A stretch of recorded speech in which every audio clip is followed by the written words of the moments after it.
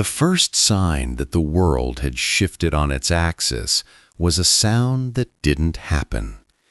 It was a Tuesday. I remember because Tuesdays always smelled of industrial cleaner and stale coffee, a scent that had become the perfume of my life for over 30 years. I pushed through the heavy glass doors of Apex Logistics, the familiar groan of the hinges, a comforting ancient greeting. My left knee, the one that had taken the brunt of a fall from a loading dock back in '98, gave its usual twinge of protest. I ignored it, as I always did. The reception area was all chrome and polished concrete now, a far cry from the scuffed linoleum and wood-paneled walls of our first office. Another of Rick's modernizations. It felt cold, like a museum after hours. I fished the plastic keycard from my worn leather wallet. It was the original one, its edges softened by a decade of use. My name, Robert, barely legible. I'd refused the new, sleek ones they'd issued last year. Sentiment, maybe. Or perhaps a quiet, stubborn declaration that I was still part of the foundation, not just the new paint. I swiped the card. There was no welcoming click from the magnetic lock, just a dull red light blinking back at me from the reader, silent and final. I frowned, my brow furrowing. I tried again, slower, pressing the card flush against the sensor. Red light. A prickle of heat, entirely separate from the building's climate control, crept up the back of my neck. This was my building. Mine. Ours. I placed a hand on the cool glass, peering into the empty reception area. My reflection stared back. A man of 74, hair a silver fringe around a sun-spotted scalp, shoulders still broad but beginning to stoop under a weight that wasn't entirely physical. "Glitch in the system, Bob," I muttered to my reflection, the old nickname sounding hollow.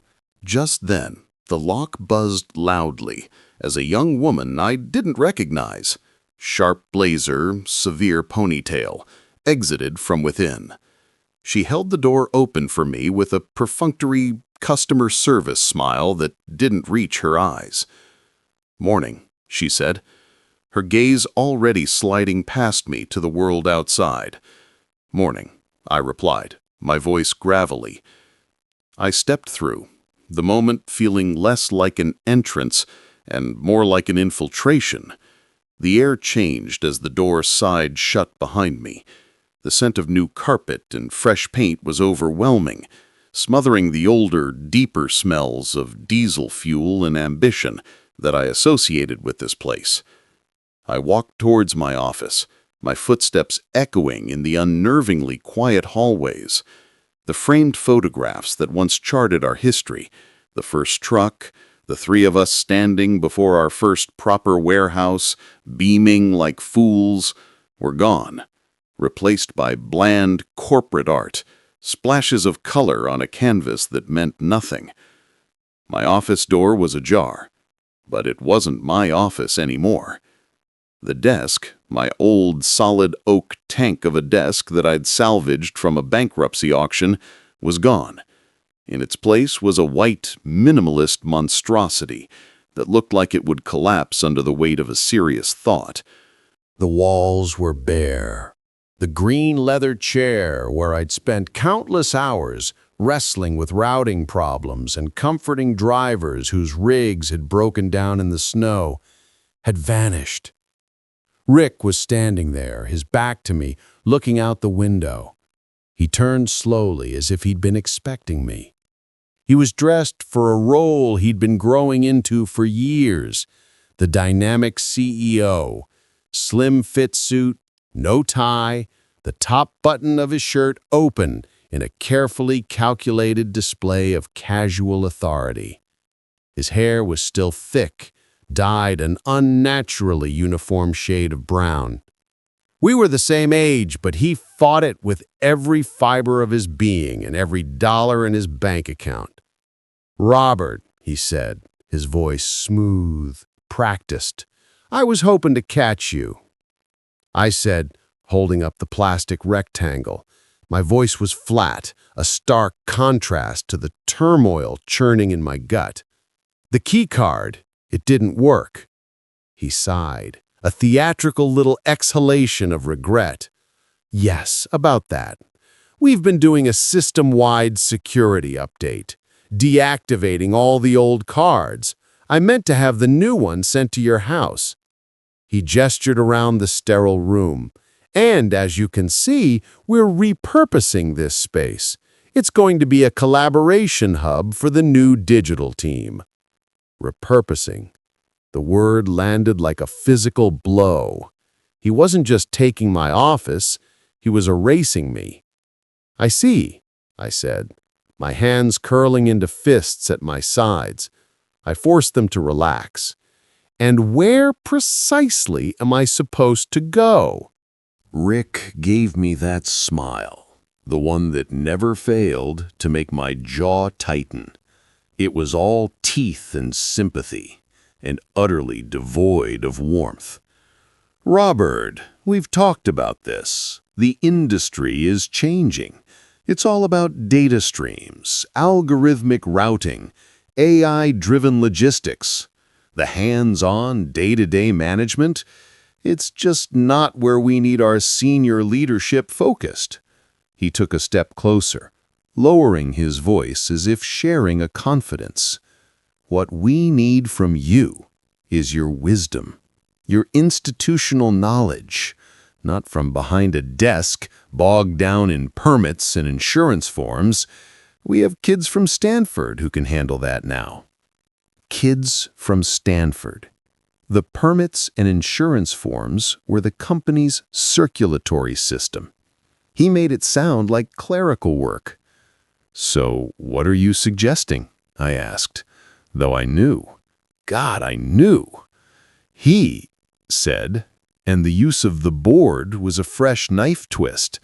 It was just him and a few silent investors he'd brought in after our third partner, Jerry, passed. "We think it's time for you to step into a well-earned retirement, an emeritus role, full benefits, of course, a generous severance. You've earned a rest." There it was. Not in a meeting, not with a handshake and a gold watch, but in a hollowed-out room that used to be mine, with the smell of fresh paint trying to cover the stench of betrayal. I thought of Jerry. Good, loyal, loud Jerry. His heart had given out 2 years ago, right at this very warehouse. He'd have seen through this in a second.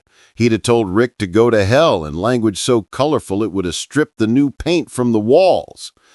But Jerry was gone, and his shares, his vote, his voice were now Rick's.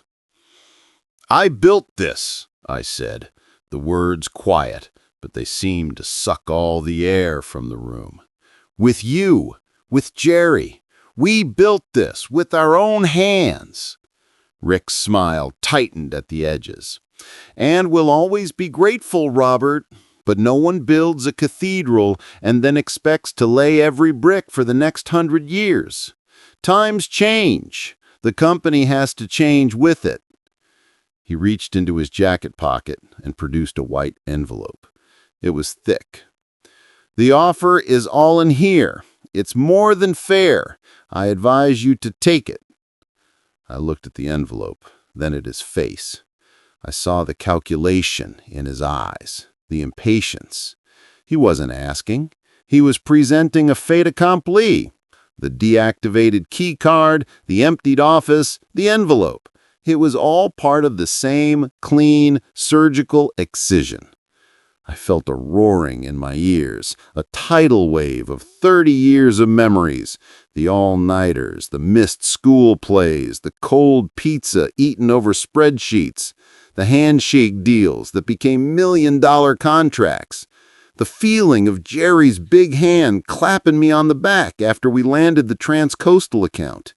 It all condensed into a single, cold point of clarity in my mind. I did not take the envelope. "Go to hell, Rick," I said, my voice barely a whisper. I turned and walked out. I didn't slam the door, I didn't look back. I walked through the cold, modern lobby, past the young woman with the ponytail who didn't know my name, and out into the morning sun. The glass door clicked shut behind me, this time with a sound of finality that was deafening. I stood on the sidewalk, the city moving around me, a man suddenly untethered. The anger was there, a hot, sharp thing in my chest, but beneath it, something colder and far more dangerous was stirring. He thought he was a strategist. He thought he understood power. He understood nothing. He had the building, he had the desks, he had the kids from Stanford. But I had built the foundations, and I knew, brick by boring, bureaucratic brick, how to make them crumble.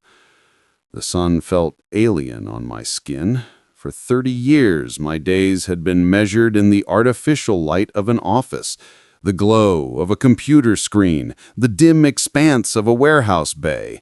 Now, at 10:17 on a Tuesday morning, I was standing outside a coffee shop I'd passed 1,000 times but never entered, feeling like a ghost. I bought a coffee. It was too hot, too bitter, and served in a paper cup so flimsy it threatened to collapse in my hand. I thought of the chipped ceramic mug on my desk, my former desk, the one that said, "World's okayest dad." My daughter Lisa had given it to me for my 50th birthday, a gentle jab at all the times I hadn't been there. I used it every day. I wondered if it was in a dumpster now with the oak desk and the green leather chair. I sat on a hard bench, the city swirling around me, and I let the heat from the cheap coffee seep into my hands. The initial white-hot shock was receding, leaving behind a vast, empty plain of cold realization. I was 74 years old. I had just been pushed out of the only life I'd known for 3 decades. I had a healthy savings, the house was paid for, but what was I without Apex? Who was Robert, the Emeritus? A title for a ghost. But then I leaned forward, resting my elbows on my knees, and I started to think. Not with the frantic, wounded energy of a betrayed man, but with the slow, methodical precision of an engineer surveying a collapsed bridge. Rick's play was legal, I was sure of it. He'd always been clever with contracts, finding angles and loopholes where Jerry and I had seen only handshakes and trust. That dusty clause in the original partnership agreement, I vaguely remembered it, something about incapacitation or abandonment, a formality we'd scrawled our names on after a 12-hour day, giddy on cheap beer and big dreams. He'd used our past, our shared history, as the weapon to sever me from it. But Rick had a fatal flaw. He was a big-picture man. He saw flowcharts and profit margins and market expansion. He never had the patience for the grubby, unglamorous paperwork that actually made the wheels turn. That had always been my domain. Jerry handled the clients, the backslapping, the negotiating. Rick dreamed up the grand schemes. And I did the plumbing. I was the one who had filled out the first Motor Carrier Authority application with the Department of Transportation, my handwriting cramped in the tiny boxes, my personal financial history laid bare as a guarantee. I was the one who had sat in grim, fluorescent-lit government offices waiting for hours to get permits stamped. I was the one who had personally guaranteed the first massive insurance policy, lying awake at night wondering if I'd just signed away my family's future. And every year, for 30 years, I had handled the renewals. It was my ritual. Every September, I'd block off a week, spread the files across my oak desk, and meticulously refile every piece of paper that gave Apex Logistics the legal right to exist. Rick called it my obsession. I called it responsibility. He'd never once asked to see the files. He'd never questioned how it worked. To him, it was magic. The trucks ran, the goods moved, therefore the paperwork must be in order. It was a tedious incantation I performed, freeing him to chase the next big thing. A slow, cold smile touched my lips. It felt strange on my face, like a muscle long unused. You wanted the company, Rick? You just never asked what the company was made of. I finished the terrible coffee, tossed the cup, and walked home. My house was quiet, too big for one man since Margaret had passed. Her garden was out back, a riot of color she would have loved. I went straight to the basement, a place I usually avoided. It smelled of damp concrete and old memories. In the far corner, behind Christmas decorations and a dusty treadmill, were a dozen banker's boxes. They were labeled in my precise block letters: Apex, Corp Records, Tax, Legal, Permits. I dragged the permits box into the light, the dust motes dancing in the slanted sun from the high window. I opened it. There they were. The company's birth certificate, its lifeblood, its soul, filed in neat chronological order.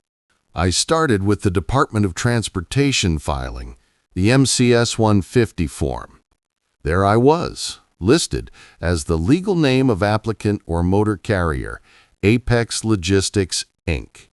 And right below it, in the section for the USDOT number managing department, was my name, Robert Miller, Principal. My social security number was on there. My personal guarantee was the bedrock upon which our entire authority to operate interstate commerce was built. I pulled out the insurance master policy. Again, my name was everywhere. As the primary insured, as the guarantor, the policy was a tower of paper, and I was the foundation. Then I found the trademark registration for the name Apex Logistics and the stylized A logo we used. I'd filed it myself years ago. Rick had talked about rebranding for a decade, wanting something sleeker, but he'd never gotten around to it.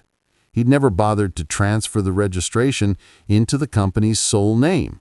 It was still filed under my personal application assigned to the company via an agreement that was probably void now given his actions. I sat on the cold concrete floor, surrounded by the pale yellowing evidence of my life's work. The anger was gone.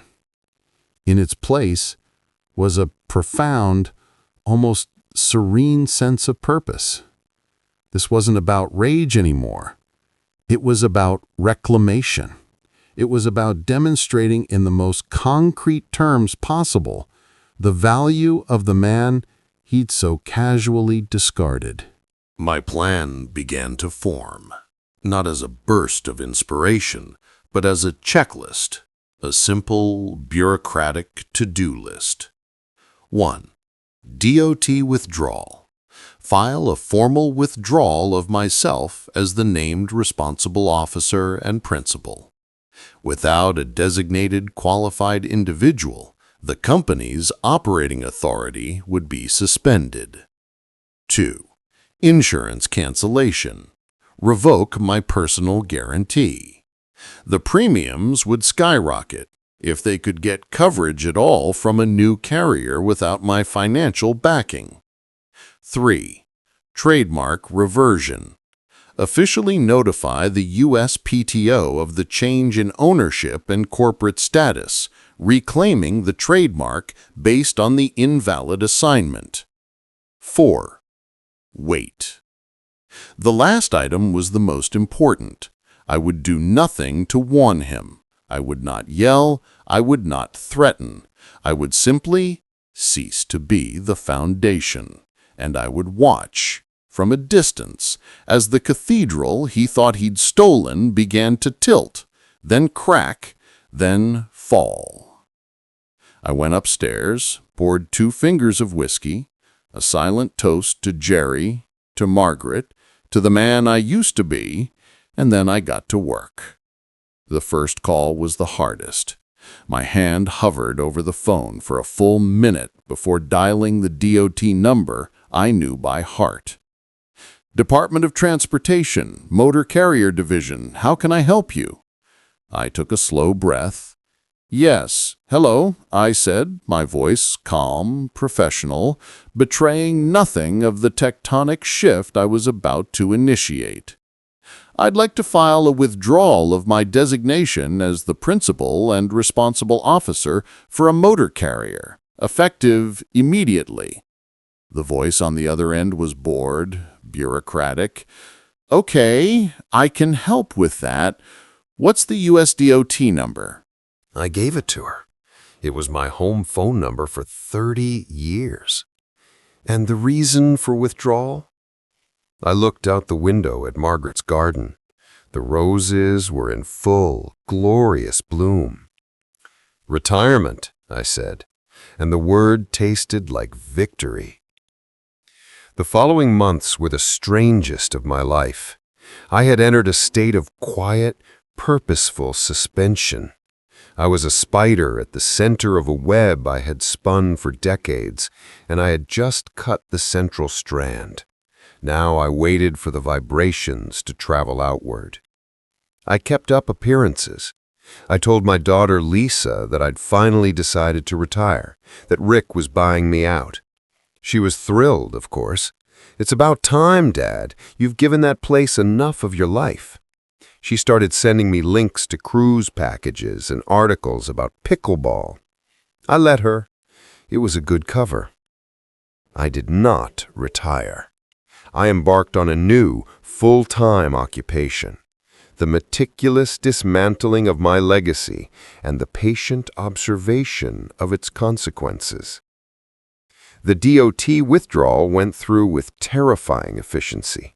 A form, a signature, a fax. A week later, a confirmation letter arrived at my home. The Federal Motor Carrier Safety Administration acknowledges the withdrawal of Robert Miller as the designated agent for process and responsible officer for USDOT number. It was a dry, administrative piece of paper that held more destructive power than a bomb. The insurance was next. I scheduled a call with their longtime broker, a shrewd man named Peterson, who'd been with us since the one-truck days. "Robert, heard you were riding off into the sunset," Peterson boomed. "Congratulations."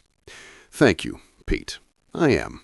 Which is why I need to formally revoke my personal guarantee on the Apex policy." The silence on the other end of the line was profound. "You're what?" "Revoking my guarantee, effective end of the current term." "Robert, you can't be serious. The premiums, without your backing, the underwriters will go berserk. The company's risk profile is entirely built on your financials." "It's not my company anymore, Pete," I said, my voice even. "Rick is the sole owner now. His risk profile is his own concern." "But he doesn't have the liquidity for this, not without a massive capital injection. This could freeze their ability to operate. No carrier will touch them without that bond." "I'm sure Rick has it all under control," I said, and I could almost hear the gears grinding in Peterson's head. He was a good man, but he was a businessman. His loyalty was to the policy, not the people. He knew which side of the bread was buttered, and it wasn't the side that was about to have its insurance canceled. The trademark was my favorite part. It was the most personal, the most symbolic. I spent a day in the library, researching procedure, then hired a low-cost online legal service to file the paperwork. I was claiming abandonment and improper assignment. The legal language was dense, but the message was simple. The name you are using is mine. You are a ghost operating in a shell that I allowed to exist. With my tasks complete, I became a spectator. I cultivated sources. I had lunch with old retired drivers. I called a few of the office staff who'd been let go in Rick's modernization purge. They were all too happy to gossip. The first sign of trouble came from Dave, a grizzled dispatcher who'd taken an early retirement package. "Heard something weird, Bob," he said over a cheeseburger. "The feds showed up last week for a surprise audit. Apparently they couldn't find a designated responsible officer on file. Rick had to scramble, name some kid from the marketing department. The feds weren't impressed." I nodded, sipping my iced tea. "That's odd." "Odd? It's a shit show. They've grounded half the fleet until it's sorted. Contracts are starting to squeal." The next week it was Brenda from accounting. "The insurance lapsed," she whispered, even though we were on the phone. "The new quote was 5 times the old premium. Rick couldn't pay it.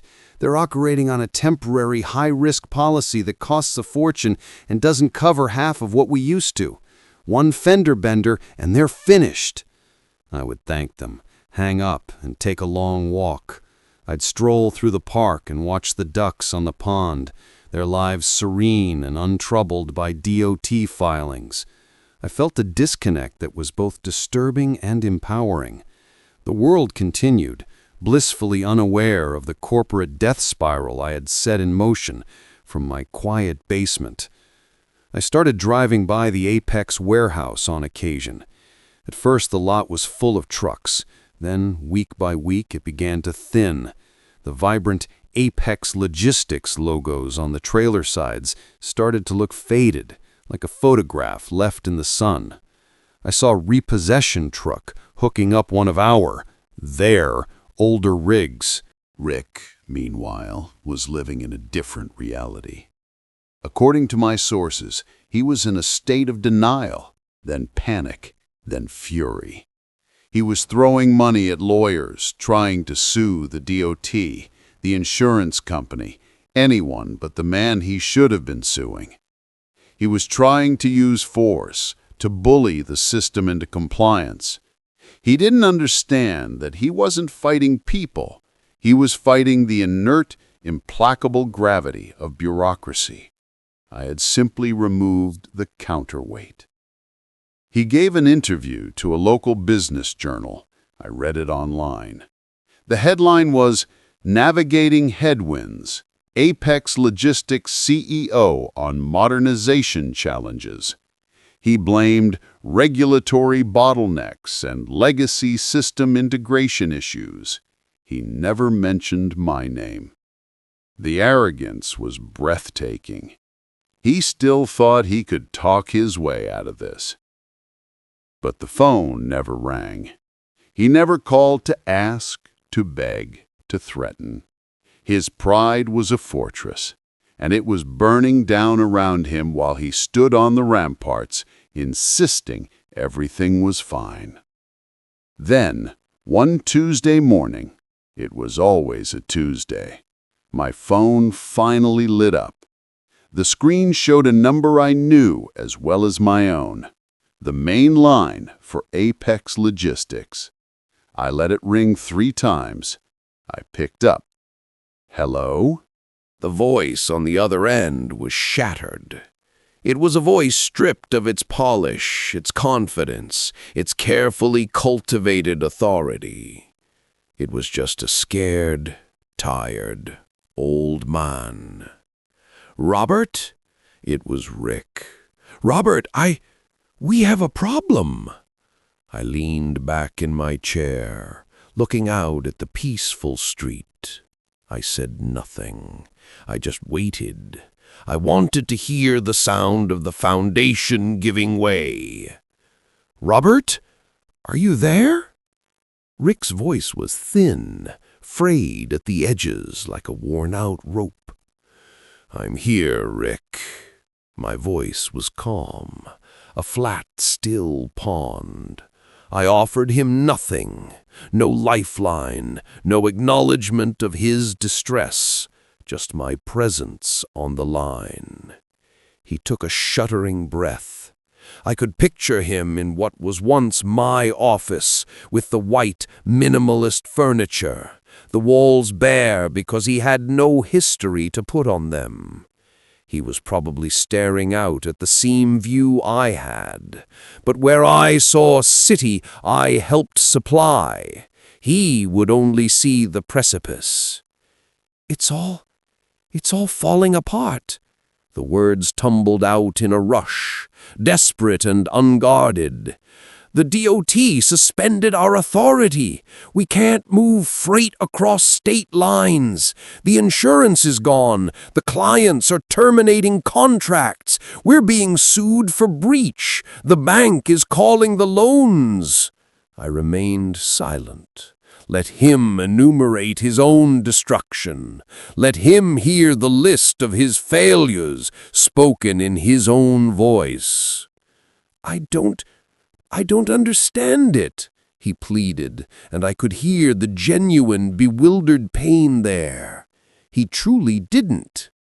"I fixed everything. I modernized the systems. I brought in new blood. The business model was sound.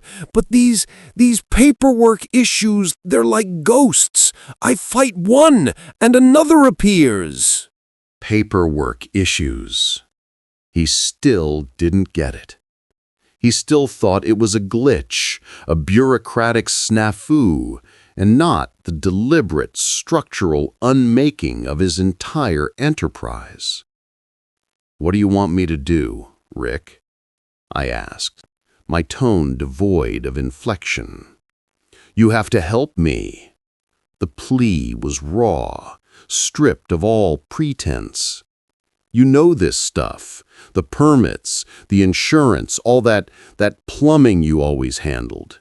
You have to talk to them, tell them it's a mistake. Your name is still on some of these old forms. You have to fix this." There it was, the crux of it. You have to fix this.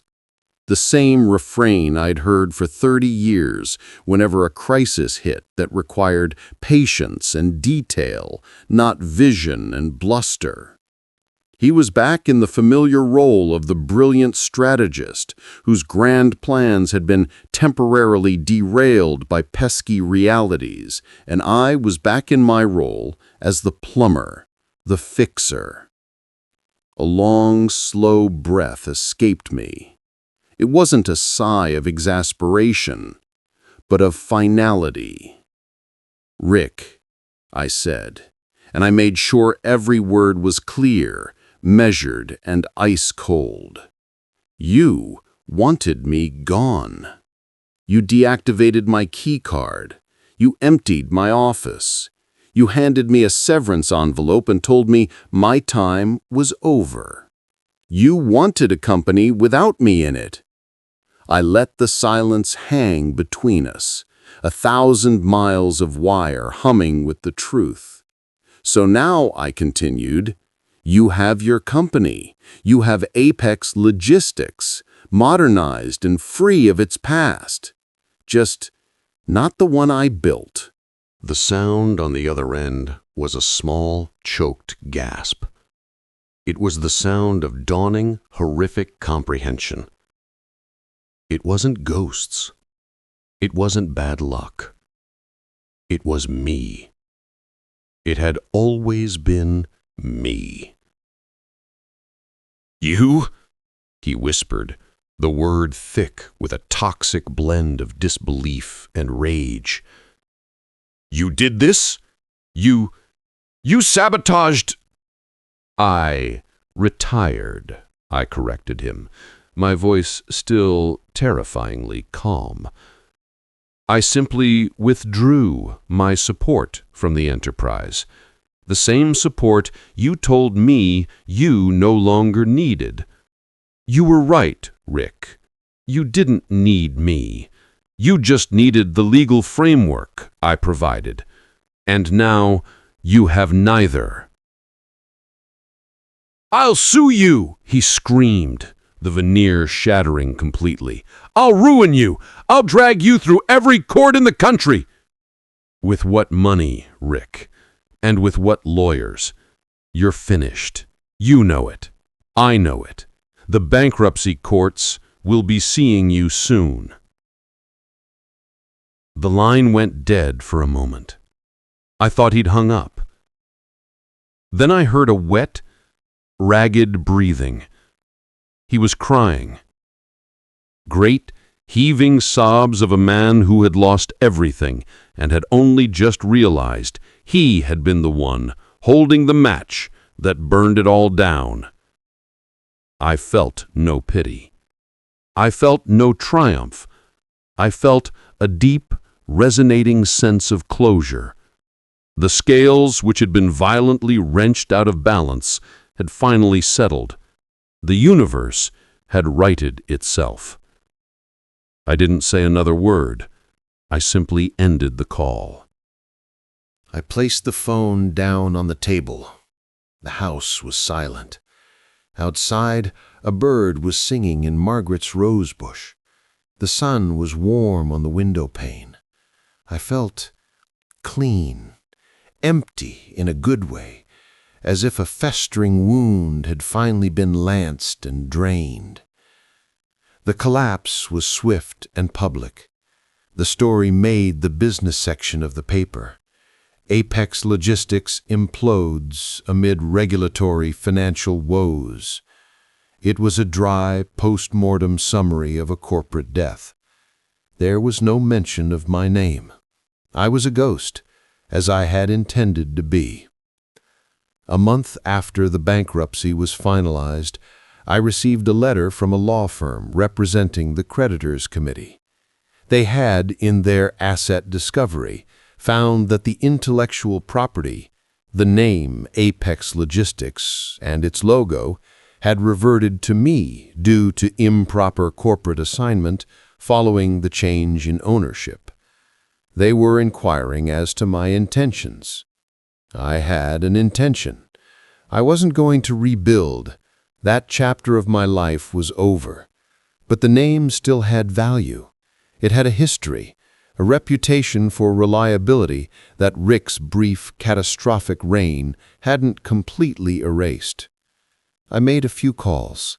I found a young, hungry team, a father and son operation with 3 trucks and more ambition than sense. They reminded me of us 40 years ago. We met for coffee. They knew the story, or a version of it. They looked at me, not with pity for an old man pushed out, but with a kind of awe. I sold them the name, the logo, and the dormant but clean operating authority I had personally re-secured. I didn't gouge them. I asked for a modest, fair price. I wanted the name to have a chance to mean something good again. At the signing, the younger man, maybe 30, looked at me and said, "Sir, we won't let you down." I smiled, a genuine one this time. I know you won't. I heard through the grapevine that Rick had moved to Arizona. He'd lost his house, his cars, his standing. He was a cautionary tale whispered at country clubs. Some people think revenge is a hot, violent thing. They picture screaming matches, physical confrontations, public humiliations. That's not revenge. That's just anger, externalized. True revenge is cold. It is quiet. It is the patient, meticulous application of knowledge.